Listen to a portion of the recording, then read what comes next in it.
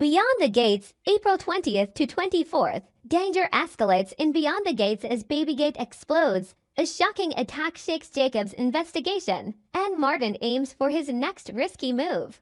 Is Haley's anger driven by jealousy or impatience towards Bill? She might make a mistake. Follow the events of the week from April 20th to 24th. Nothing begins with fanfare, but everything is silently slipping out of control. Like a chain reaction where each character thinks they are in control until they realize they are merely part of a much larger, more dangerous, and ruthless game. The Babygate scandal is no longer a side story. It has become a deep-seated crack in every relationship, every decision, every unformed thought. For Haley, it wasn't just an emotional betrayal. It was a direct stab to her pride, to the trust she had built with careful calculation. A year of marriage for her, not love, but a contract, an investment. And Bill, in a moment of carelessness, had shaken that entire structure. Haley's anger didn't erupt uncontrollably.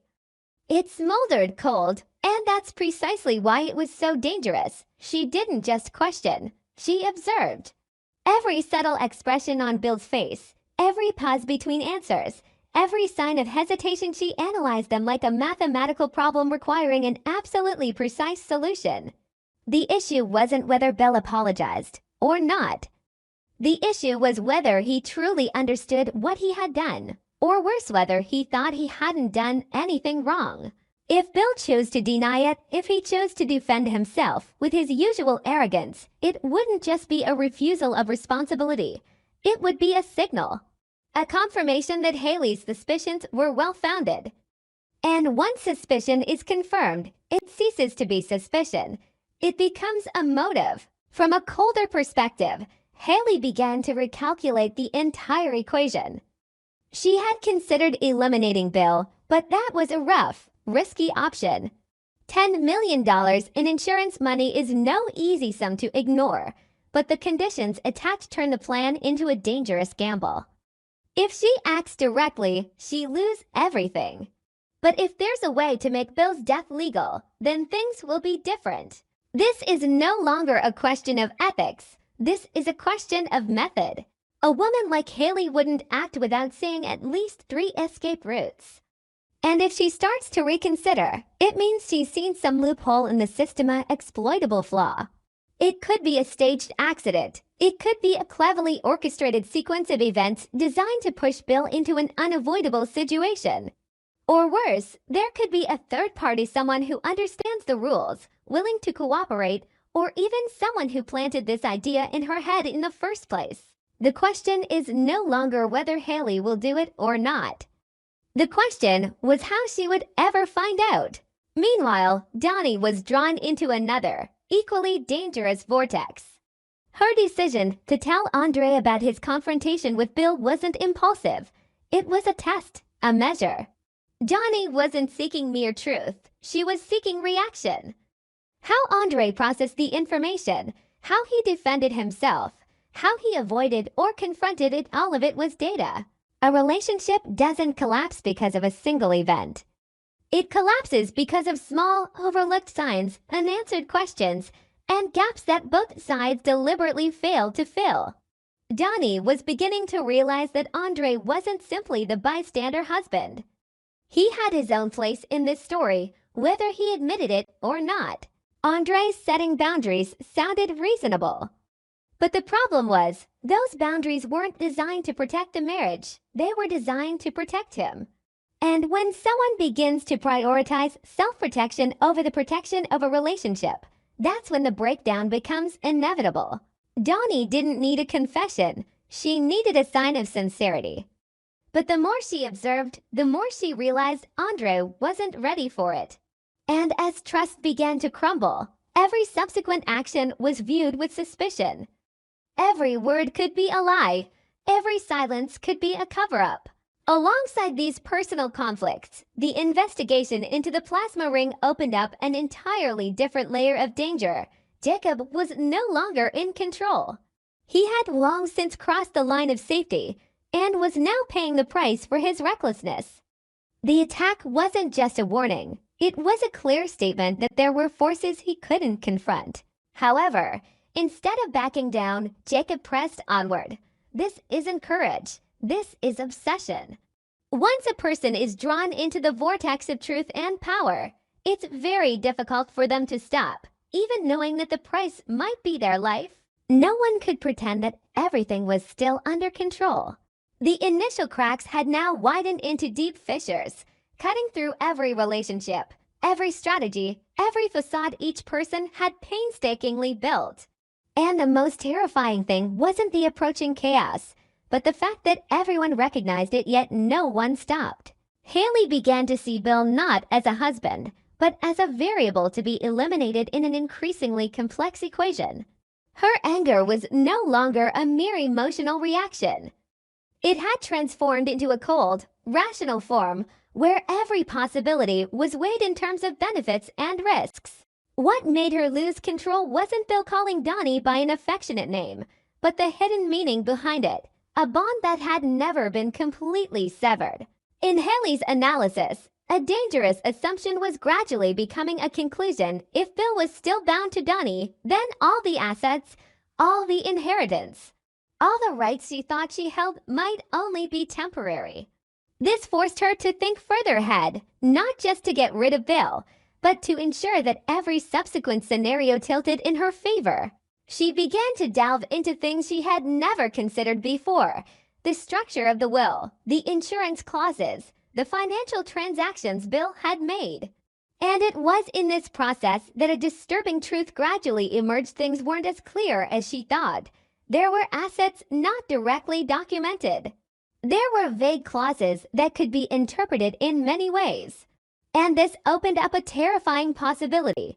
If Bill died under inappropriate circumstances, Haley wouldn't just lose $10 million, but could lose everything. From here, her thinking changed. The plan no longer revolved around Bill's death, but around completely controlling the narrative after that death. This required more than a single action. It required a chain of events, a system of participants, and most importantly, a script perfect enough that no one would question it. And that's where the possibility of a third party ceased to be a hypothesis. No one could orchestrate such a complex plan on their own without leaving a trace. If someone had approached Haley, or if she had inadvertently stepped into a larger network, then everything she was doing might no longer be under her own control. This created a paradox. To protect herself, she had to trust someone she couldn't control. Meanwhile, Donnie was gradually realizing that her marriage was slipping into an equally dangerous state. What unnerved her wasn't a specific action by Andre, but the inconsistency in his reactions. When confronted with an indirect accusation from Bill, Andre didn't resist strongly enough to prove his innocence, but neither did he admit anything. He chose to stand in a gray area where no one could accuse him, but no one could fully trust him either. To Donnie, that was a sign of someone hiding something. And when a woman begins to believe her husband is hiding something, every subsequent action is interpreted negatively. Silence becomes evidence. Avoidance becomes confession. But Donnie didn't stop at mere suspicion. She began to reconstruct the entire chain of events, placing Andre at the center of a new hypothesis. Was he truly just caught up in the mess? Or had he actively created a part of the scandal to achieve his own goals? If Bill was right in thinking Andre was acting out of marital insecurity, it meant Andre wasn't just reacting, he was manipulating. This realization plunged Donnie into a state of intense conflict. Part of her wanted to deny it, to believe it was all a misunderstanding. But the other, more rational and ruthless part began preparing for the worst. And when a person begins to prepare for betrayal, they also begin to prepare for betrayal. On the investigative front, Jacob had no choice but to continue. Grayson's attack confirmed his long-held suspicions. The plasma ring wasn't just a scientific project or a shady financial operation. It was a system of power with its own rules, and anyone who violated them would be decisively eliminated. But even more frightening was Wren's approach to Jacob, not through direct threats, but through an ambiguous message, a kind of warning that leaves the victim imagining the worst possible consequences. This is a typical psychological tactic of fear-based control organizations. They don't need to do much, just enough to make the victim self-censor their behavior. Jacob understood that, but understanding didn't mean escaping. He had invested too much, known too much, and been marked. In the logic of such organizations, there was no such thing as a safe retreat. Only two states remained: submission or elimination. This pushed Jacob into a dangerous state. He began thinking in extremes.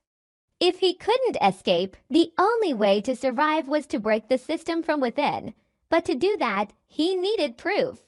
And to get proof, he had to keep approaching people like Grayson, the weakest, but also the most vulnerable links. The problem was, each step he took put those around him in danger.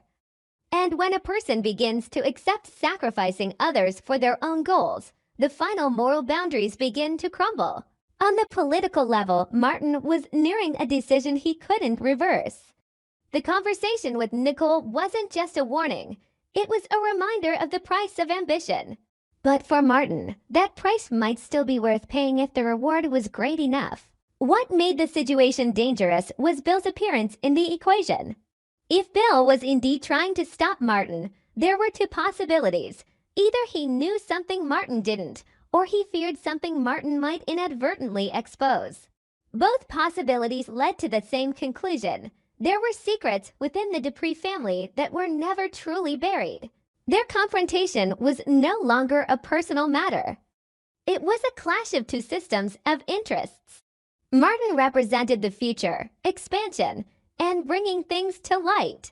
Bill represented control, maintaining the status quo, and protecting what had been hidden. And when these two forces clash, there is no peaceful solution. All the storylines now converge on one common point: a loss of control. But ironically, each character believes they are just one step away, one more decision, from which to turn things around. Haley believes she can devise a perfect plan. Johnny believes she can uncover the truth before it's too late. Jacob believes he can defeat a system larger than himself. Martin believes he can control the consequences of his ambition. But in a world where everyone is playing a multi-layered game, where every decision has unpredictable consequences, that belief is not strength. If you have better ideas or more interesting theories, share them in the comments so everyone can discuss them together. I truly appreciate every contribution and all of your support. Thank you so much. And if you have not followed us yet, scroll down and hit the subscribe button.